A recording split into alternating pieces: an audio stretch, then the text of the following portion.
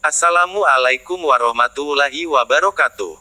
Bismillah, alhamdulillah, assalatu wassalamu ala rasulillah, la haula wala quwata illa billah, amma ba'du. Saudara-saudariku yang dirahmati Allah. Fakta-fakta tentang uban.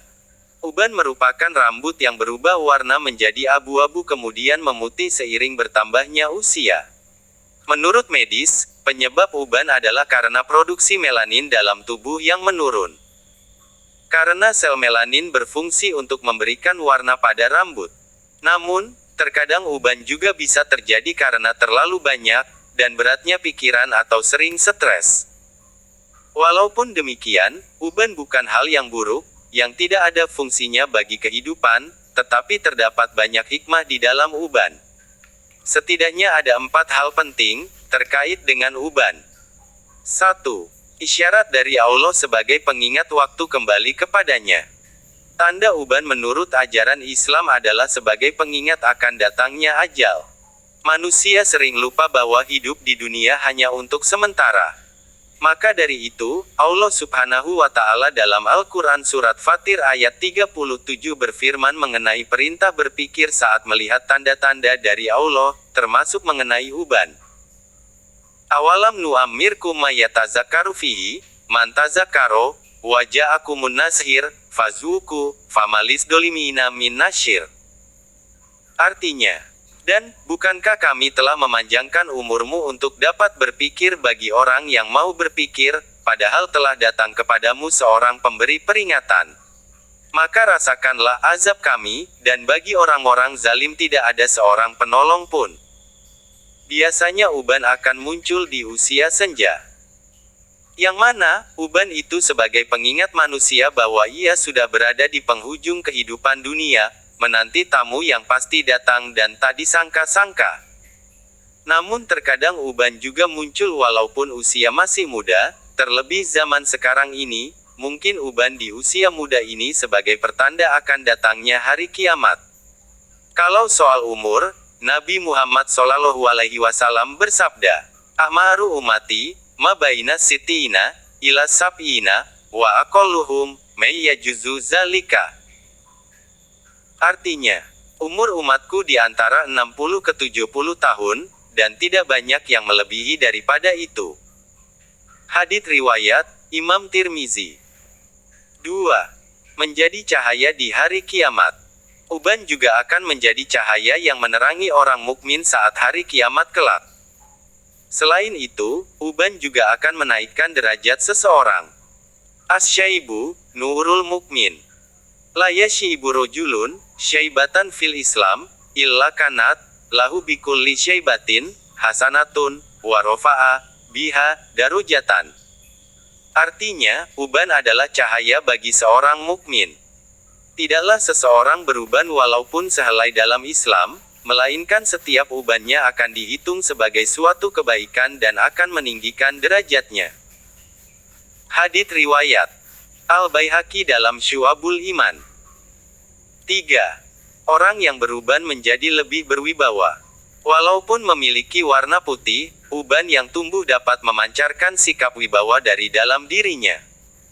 Dan ditambah adanya himbauan dari Nabi akan pentingnya memuliakan orang yang lebih tua.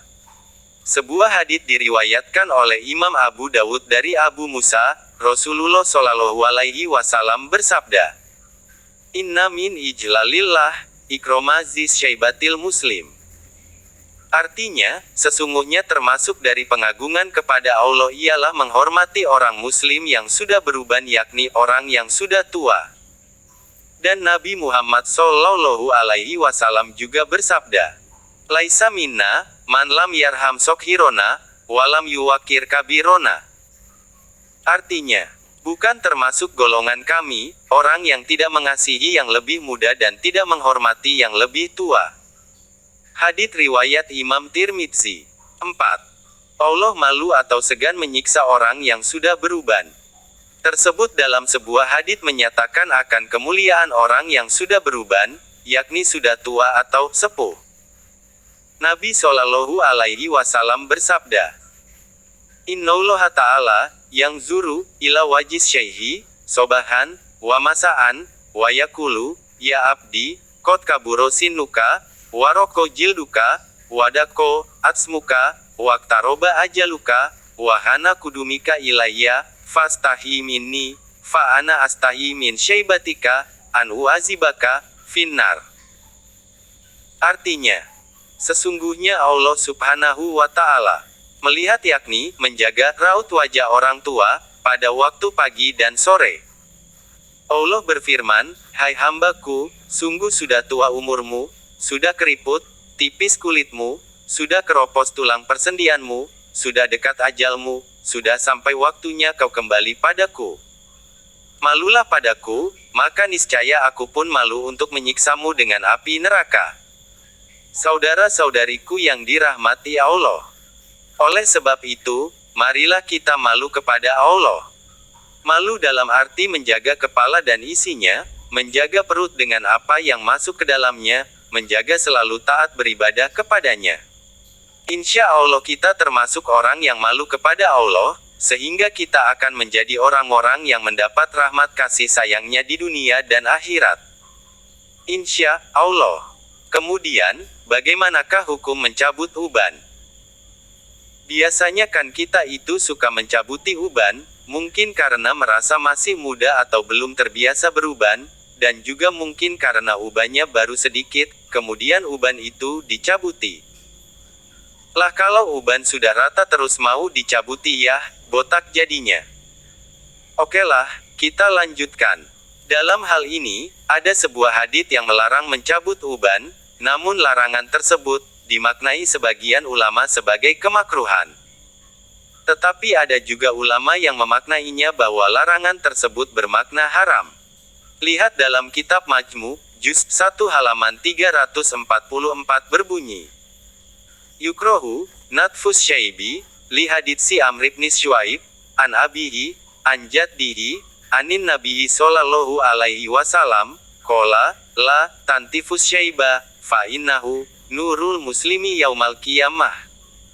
Haditsun hasanun, rawahu, Abu Dawud, wa Tirmizi, wa Nasai, wa goiruhum, biasanida hasanatin. Hakaza kola, ashabuna, yukrohu. Soroha bihi, al-Ghazali, wal Bagawi, wa ahorun. Walau kila, yahrumu, linnahi sorihi, lam yaput. Wala farko, baina natfihi, minal lihyati, warrosi. Intaha. Artinya, mencabut uban dimakruhkan berdasarkan hadits dari Amr ibni Syuaib dari ayahnya dari kakeknya dari Nabi Shallallahu alaihi wasallam, janganlah mencabut uban karena uban adalah cahayanya orang Islam pada hari kiamat nanti.